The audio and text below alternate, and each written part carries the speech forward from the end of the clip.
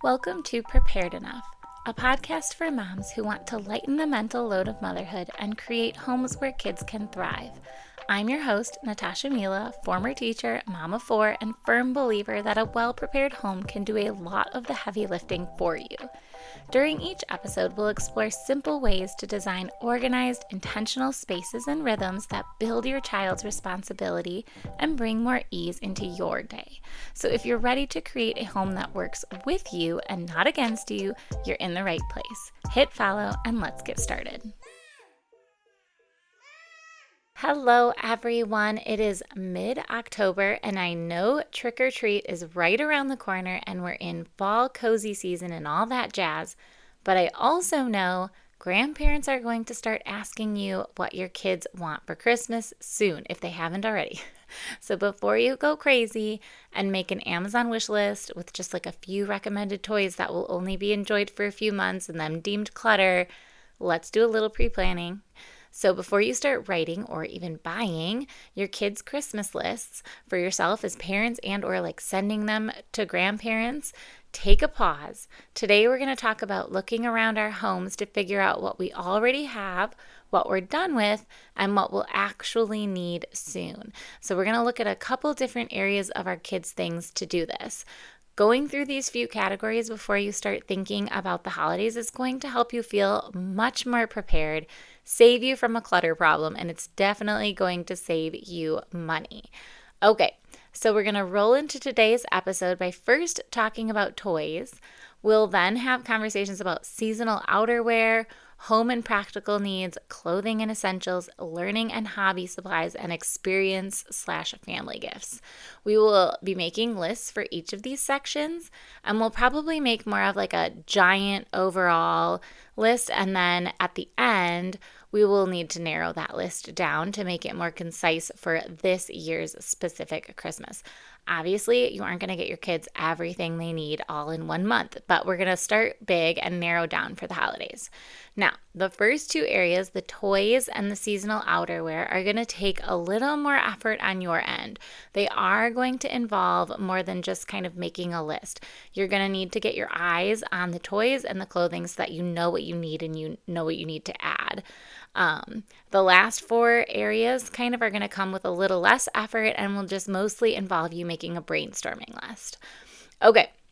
A quick note on toys too. During the month of November, our regular podcasts, not the All Right Whelp ones, but like our regular every other week ones, are going to be on toys and decluttering before the holiday influx. So there's going to be a lot more coming to you when it comes to toys. So keep listening in over the next month if that's an area that stresses you out. It's going to be pretty, I hope the podcast episodes are going to be quite useful to you.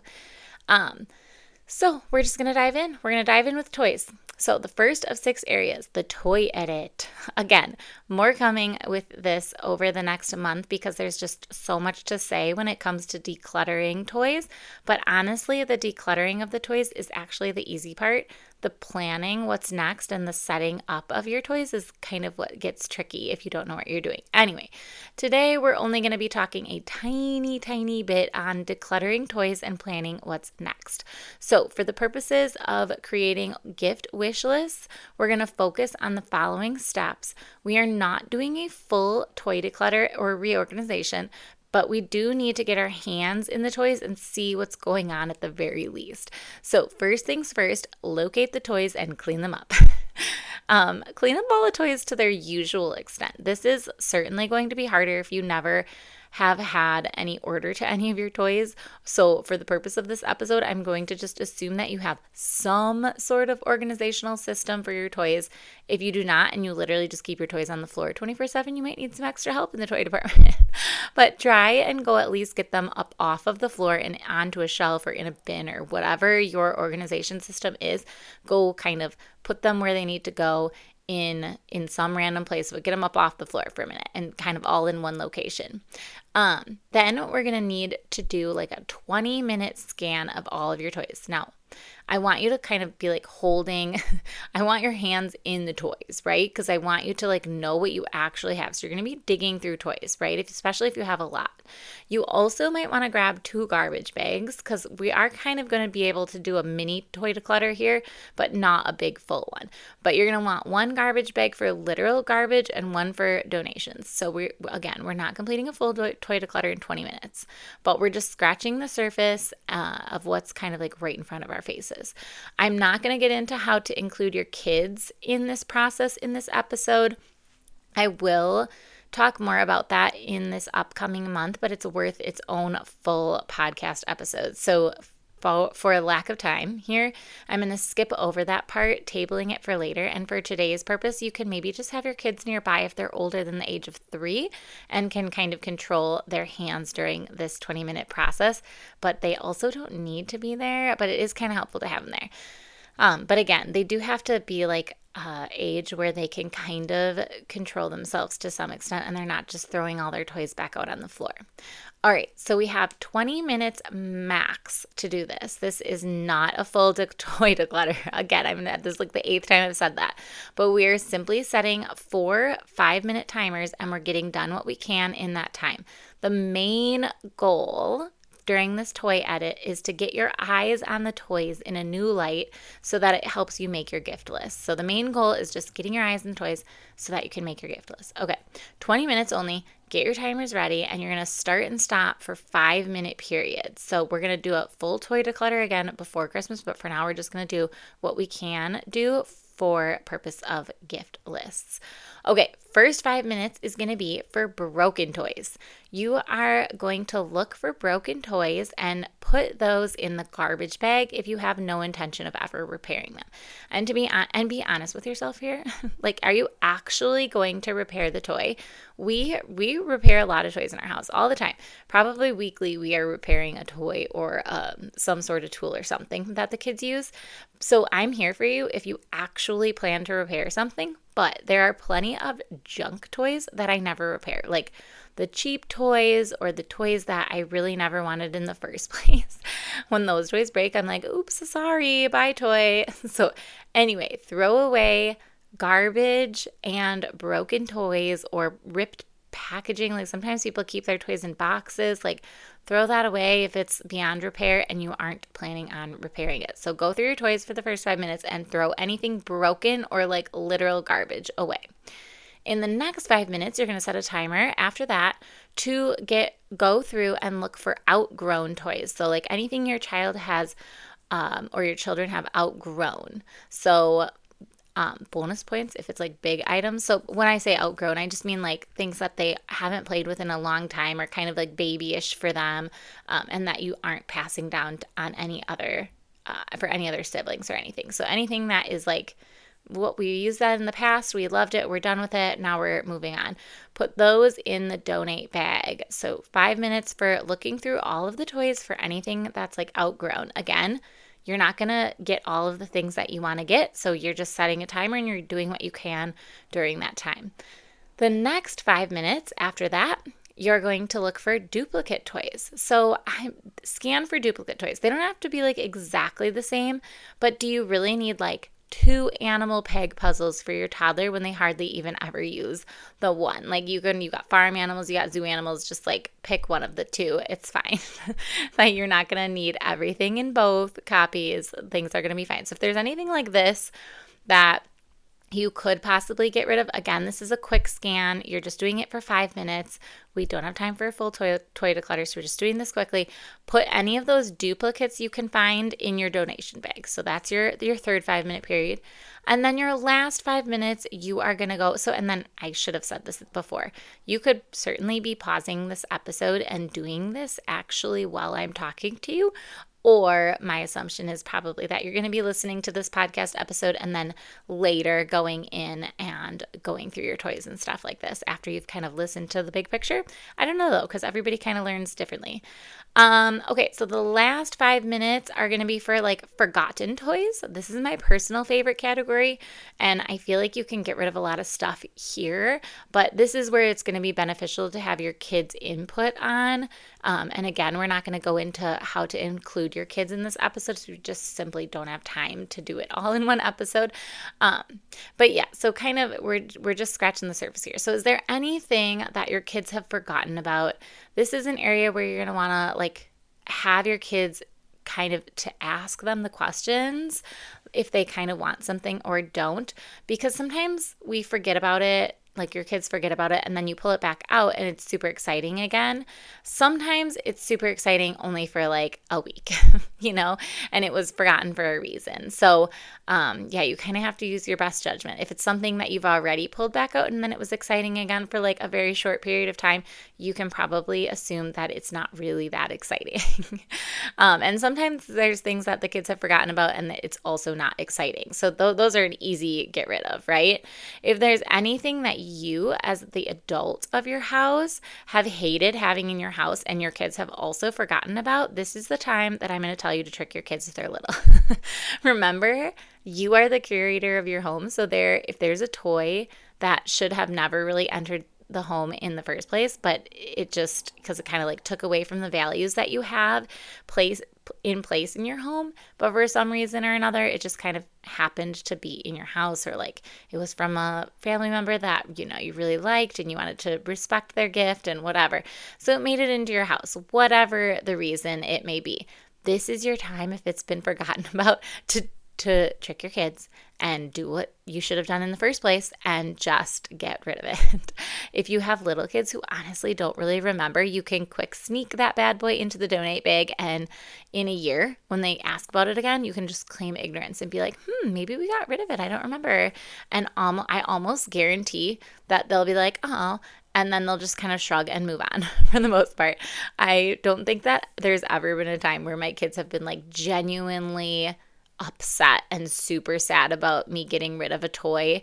Most of the time they're involved, but there are like a couple situations where it's been a forgotten toy that I'm like, I don't want this toy, and I am going to just sneakily get rid of it and then claim stupidity kind of. Anyway, okay, so that's it for that little mini declutter. 20 minutes and done. Now, after you've done that, you're going to have already put your eyes on a lot of the toys that are in your home. We're going to, again, do a deeper declutter before the holidays, but you got at least a few of the obvious things out of the way right away. And more importantly, you got your eyeballs on all of your toys, and so you have kind of a mindset ready to think about toys. So now you are ready to be a little bit more intentional when it comes to the gift list in this toy department. Okay? So you can now use these 3 questions that I'm going to tell you to help kind of guide you and add only a handful of toys onto your holiday wish list for your kids. So we're gonna focus on choosing, when you're thinking about your answers to these questions, you're going to focus on choosing a few quality new additions. And it could be a couple of things for each kid, but think of quality over quantity, certainly not quantity. I don't think that there's ever been a person that I've met that's been like, we don't have enough toys in our house. Like everybody has plenty of toys in their house because you just get them from all kinds of people for gifts all the time, right? And then we will add other things onto your kids' list in the other sections. So don't worry about like not having a very large list or anything for your kids right now. We're just simply talking toys right now. So here's the 3 questions you can kind of use as guiding your thoughts. Number 1, are there any additional pieces or accessories that you can add to existing loved toys? Think about dollhouse furniture, new magnet tiles, baby doll clothes, things like that you already own, but that you're kind of adding to. Number 2, can any toy you don't love in your house be replaced by a better version of something similar, like something serving the same purpose? So maybe you have kind of like a crummy version of magnet tiles or something, but they're not like the real brand, or they're not like a good brand, and they got like, you just don't like them. Maybe they're the ones with the holes, whatever you don't like about them. Could you replace those with a better version? Things like that. Okay, number 3. Are there any open-ended toys that you think would be a good addition to your child's interest? So this has nothing to do with what you already own. This is like totally new toys. And just my suggestion is to keep your toys in open-ended form. That means like it's not used for something like a one and done kind of thing. I mean, most toys can be open-ended. It just depends how your kids are playing with them. But yeah, just not like I don't even know. I can't even think of like a not open-ended toy really. Like maybe just like something where you're like filling I don't know. Oh, I'm thinking of like a baby toy. Like my mother-in-law has like a little cookie jar where you like stick the cookies in the top of the jar, and that's kind of like not an open-ended toy, although I would say that it kind of is because our kids use the cookies for other things all the time. So I don't know, just think of things that can be a little more used in a creative way. Personally, I try to fill our kids' gift lists with like their needs or their hobby type of items, which we're going to get into in a second here with the next few areas. And I fill their lists with less toys, especially as they've gotten to be a little bit older. Ages 3 and older, I would say, are better for like hobbies and like fun needs. Okay, so the second of 6 areas is going to be our seasonal outerwear check. So we're going to look at your seasonal outerwear. So we're going to peek through outerwear for the upcoming season. We are in the Northern Hemisphere in Wisconsin in the United States. So where I'm talking to you from, we are looking ahead to a snowy, cold winter. We've had a mild weather so far, but we have even ended up with snowstorms in October. So before we sometimes a lot of the time I can't even wait to size up some of their winter items. Other times I can use last year's outerwear and get like an extra month or two, and then I can wait for the holidays to get like new boots and stuff like that, but it just depends on their sizes.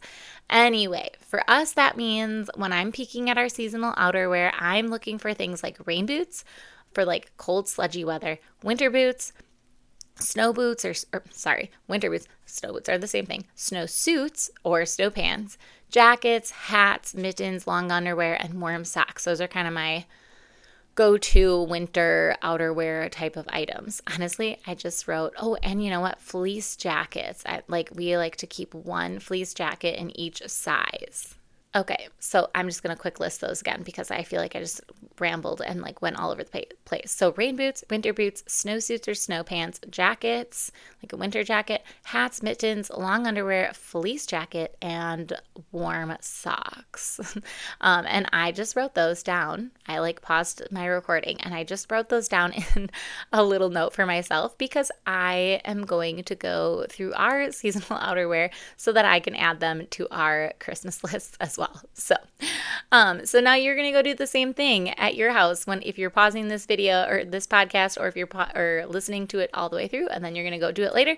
This is what you're going to do now that you've gone through your toys, you did a little mini declutter.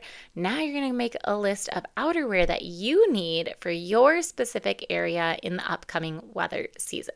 So go check last year's kid gear and make sure your kids try everything on. And yes, they will be annoyed. And yes, they will also survive. And then you're going to make a list of what sizes of gear that you need for the current year and upcoming season. Add anything you can wait on to your gift list. Otherwise, if it's already getting snowy or something by you might have to buy stuff early, but add what you can wait on your gift list. And if there's a little wiggle room in last year's stuff, try to hold off. And so that somebody can get it for you for Christmas and you can save yourself a little money. Okay, the third, fourth, fifth, and sixth areas, again, that we're looking at are not going to involve really much of any going through of anything. So you can kind of plop your little butt down and just whip out a pen and paper to think through the following areas. So the third of 6 areas is like your home and practical needs. So think of areas in your home and your kids' bedrooms, their bathroom spaces, their kitchen items, their entryway items. Is there anything that you can think of that you could add to a gift list that you were thinking of purchasing anyway, kind of? Add a lot of things here. You're not going to go buy all of these things. You're just making a larger list here, and you can narrow your overall list at the very end. So plus this list is just kind of like for you, and it's kind of nice to see like what you would like to purchase for your kids, just generally speaking, so that you kind of have a good idea of like where you're going with things, and not just buying random things willy-nilly all the time. You're going to edit again. You're going to edit this for like an even shorter version for your family members who are looking to purchase your kids a gift. So if you have anything here, just make this list mostly for your own brain. Okay. So some things in the home and practical needs department would be items like new bedding, new towels, new containers or baskets that are like fun colors, or maybe they're personalized or something like that. Lamps, lighting, new lighting, rugs, wall art for their bedrooms, new water bottles, new plates, new lunch boxes, a keychain for their backpack. These are meant to be like practical-ish and fun. So the important part is that they are also fun, because it is a gift for your child after all, right?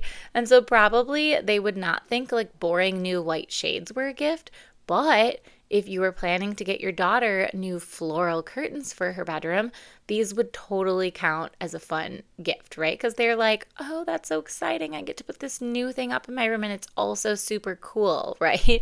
But if it's like just boring white curtains, do not wrap that up as a gift. That probably wouldn't make them like that exciting. Maybe it would. If it make your kids excited, then totally count it. So again, make a big list of anything you can think of here, and then you're going to narrow this down later. The fourth of 6 areas is your clothing and your kids' clothing, not yours, and other essentials. So, all right, for now, we're going to kind of like, again, add to this longer list that you've already kind of been creating with your clothing and other daily essentials. So you're just going to take a few minutes to brainstorm what you think your kids might need for this upcoming season and beyond. So things like new clothes, new pajamas, new shoes. For those 3 things that I just listed, you might have to go peek into their dressers or closets and see what they need. Or you could also just take the easy route here and just say like, oh, we're going to buy a couple items in the next size up for each kid or something, so they have fresh clothes that aren't hand-me-downs in the next size up. That's kind of what I like to do for Christmas, because it's like, they stay in that size for such a long time. Usually when they get older, like above, a 2T, is they're going to stay in that size for almost a year. Okay. And then some good stocking stuffers are things like toothbrushes, toothpaste, nail polish, chapsticks, bath-related items, hair accessories, hats, just brainstorm and make a few lists of items here. So that's kind of an easy part. This should be pretty easy for this list, unless you're kind of going into their drawers and stuff. Then it'll be a little more involved, but otherwise it should be kind of straightforward. Okay, our 5th of 6 areas are learning and hobby supplies. So again, this area you're going to brainstorm things like art materials, activity kits, or STEM type of toys, books. Maybe you're going to get a new series or a book that's like on their reading level, or you're just going to get a fun read aloud. You could get things like pencil pouches, notebooks, music books for any instruments that they are learning to play, any accessories for any instruments, hunting accessories and gear, sports accessories and gear, et cetera, et cetera, et cetera, right? So ask yourself, what skills, hobbies, or interests is my child exploring and learning right now? And do they need any tools or any gear to help them in their endeavors, or just to make things a little more fun, right? So again, you can like get them a personalized bag to like carry library books or something like that if they love reading, right? So it doesn't have to be like what they necessarily need, but it could be like a useful gift that's also kind of fun for them, right? Okay, the 6th and final area here is experience gifts or family gifts. I kind of lumped them together because I feel like a lot of times experience gifts you're doing as a whole family, but it could just be for a single child too. Like if you have a little bit older of a kid and you want to take them to like a play or something like that, that could totally be something here. But brainstorm ideas like memberships to zoos, museums, play spaces, swimming passes and stuff. Gift cards to trampoline parks, rock climbing, subscriptions to magazines, or like a building type of subscription, like a KiwiCo type of subscription. Family activities like board games or card games or outdoor games or puzzles, things like that. Lessons, sometimes I've heard people do lessons. We don't do this. We like include that just like as what we do, but I could see if your kid was like getting a little bit older and they wanted to do like an extra type of lesson that we weren't already signing up for and they were just begging to do this and you kept saying, no, no, no, this could be a gift. Like if they wanted to do like some super fun dance class or they really wanted to take music lessons in a certain instrument or something like that. And then again, tickets to different events, and that could be for everybody or for just like one kid, whatever. Okay, so now you've created a master list with items that you might want to purchase for your family in many different areas. Now, so you finalized your kind of like big master list, right? You've gone through all these 6 areas. You've done all this hard work to get this giant list. Now you're going to list out each kid that's in your family and you're going to figure out what you're getting them specifically and what you're getting your family as a whole. And so you can kind of use whatever method of gifting you decide upon here. Some people use the like something to read, something to wear, something to play, like that kind of thing to make their lists. I find that I personally like to use a list similar to that vibe, but kind of loosely. I mostly just try to focus on not buying a million things for my kids, and then I try to get them like most things that they like need, quote unquote need, that are also kind of fun. Like I said before, like things that are useful and also exciting to them, but that aren't just like a new toy, like 8 new toys, right? And then I do kind of try to get like 1 or 2 exciting, just plain fun toys or things that are not needed at all, like jewelry or toys or a hobby item that I know that they're going to love. So this year I'm trying to make a list out of items that we'll purchase as a family for our own kids. And then I'm also going to give grandparents a list, but it's going to be a different list than what I create. So last year I kind of did it all together. And then I ended up waiting around for a really long time trying to figure out what grandparents were getting our kids and stuff. And so I'm just going to do kind of 2 separate things. I'm going to do our own stuff, and then I'm going to give grandparents a different idea list. Our families have been pretty good lately about not getting like an excessive amount of gifts for the last few years, which has been really nice. So for our family personally, what my husband and I are going to get our kids, we're loosely going to follow something of the following, like something from Santa. And yes, we do Santa again, kind of casually, loosely. We basically just don't talk much about Santa, and we kind of keep things focused on baby Jesus being born and all that, but we also don't like actively inform our kids that Santa is not real. That just is like, I don't know. I never know what to do in this scenario. I've gone back and forth a million times, but like, I don't know. I also don't want my kids ruining it for everybody. I don't know. I go back and forth. But I just kind of, for the current, what we do currently, is I just essentially lie to our kids by omission. Anyway, we do a Santa gift that is handmade because, elves, right? I don't know why, but I clearly am unintentionally trying to fulfill the lie to its fullest extent. Okay, last year we did Play-Doh kits that I purchased on Etsy, and our kids really, really loved them. And then we had an accompanying Christmas book with that gift. So the Santa gift was like a Christmas book and something handmade. So we did Play-Doh kits.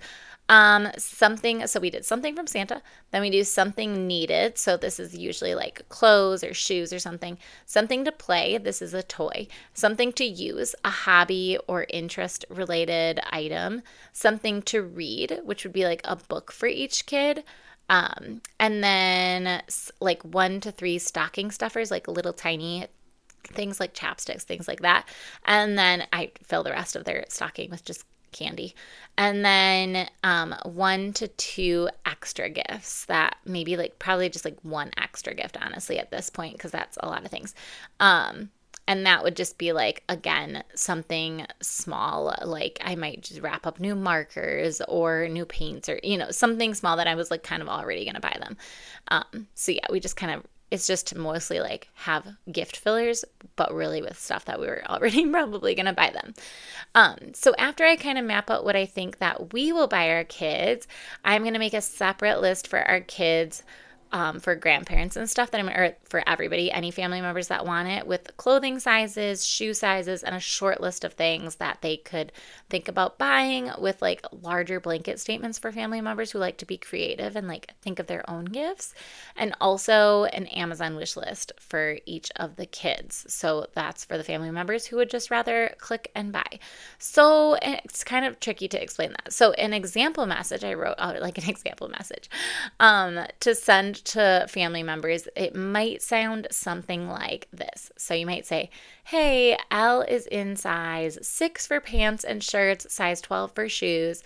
She could use a few new clothing items in this size. She loves hair accessories, jewelry, and art. Here are some ideas on an Amazon wish list, and then put the link in. And then G is in size 3T, size 7 for shoes. He could use some new bath toys, outdoor play items, and he's currently obsessed with the color green and the Grinch. Here are some ideas on an Amazon wish list, and then a link. So et cetera, until you like do all of your kids. And then I would finish the message with something family related, like an overall family gift type of idea, or like all of us would like, So like as a family, we always welcome gift cards related to fun nights together, getting ice cream, rock climbing, trampoline park, fun kid-related magazine subscriptions, or any other experiences you think we might love. Because really, honestly, experience gifts are like so easy to receive because it's usually just something that is fun to do, right? So I think, and then I might consider telling my mom this year, because we lost our trampoline, a tree fell on our trampoline. We might just ask like for a donation toward, instead of like an experience gift, like I might say to like one of the sets of grandparents, like, we'd love to buy a new trampoline. Like, would you like to go in on it with us or something like that? I don't know. We'll see. I think sending a message to family members that has both open-ended options and specific options is really important. People want to buy something special for your kids, and you really should let them serve your family well with their gift-giving desires, because it is a love language for some. For a lot of people it is. And by giving them ideas that are like welcoming what they provide within some parameters, that can be like a good idea, So just like give them some ideas so that they kind of know where your interests lie, but also let them come up with their own ideas within those parameters, you know what I mean? And this gets their brain just kind of like thinking in the right direction for your family specifically, but obviously it's not foolproof. Like, you're probably going to get at least one or many gifts that are less than desirable, like not something that you would have bought. But this is a conversation, conversation for this topic, like what to do with gifts that you don't want, is like a whole podcast episode, right? Like, I have no intention of getting into that with today's episode because it is just like a touchy subject. So you're not going to always get all the gifts you want, but I do think it's important to, not ruin your family relationships over silly items, right? It just is a silly thing. So, and then kind of crafting a message that is worded with a good direction for your family is really the best that you could do. And again, not being like, this is what you should buy them, the end, and give them like one or two things that are exact links like that. Also, I mean, if your family has asked for that, great. But if not, doing a more open-ended message with also a link to like a list is helpful, because then they can kind of pick and choose if they want to be creative or not, So anyway, I hope that you are able to use this episode to help guide your brainstorming gift lists for your kids, and like use it to create narrowed lists and messages to send to family members. I hope it was just kind of useful for you. I will just leave you with this reminder from our pal Dr. Seuss in The Grinch book. Maybe Christmas, the Grinch thought, doesn't come from a store. Maybe Christmas perhaps means a little bit more. So while you make your Christmas list, just don't forget to remember what actually matters, who actually matters, what the real Christmas story is, and that all the gifts and fluff are all just that. They are just fluff. They're just extra stuff, So thank you for listening in on today, y'all. And if you want a live version, actually, I should say this before I go. If you want a live version of my kids and I decluttering our toys, we're going to do that next month in our video for paid supporters over on Substack. So I will link how you can pay and receive that. This month, I'm also giving away to all my paid supporters my exact documents that I use to create and track our Christmas purchases and other kind of holiday related things and planning things. So again, a link to how to receive both of those will go into the show notes. And I also have a little secret up my sleeves. It'll be coming soon, but I'm working on a little like podcast series mini course that I think you'll like. So I'll give you more information on this soon. Secrets are no fun, right? Too bad. Okay, keeping it a secret for now, but also not, because clearly I just told you about it. But I wanted you to know that I had a secret. Okay, that's all. Have a great end to your week, everybody. Drink water and eat snacks and maybe coffee. Maybe drink coffee. It's gloomy outside here today, so I think I'm going to go have another cup. All right, bye, everybody. Talk next time. Tash.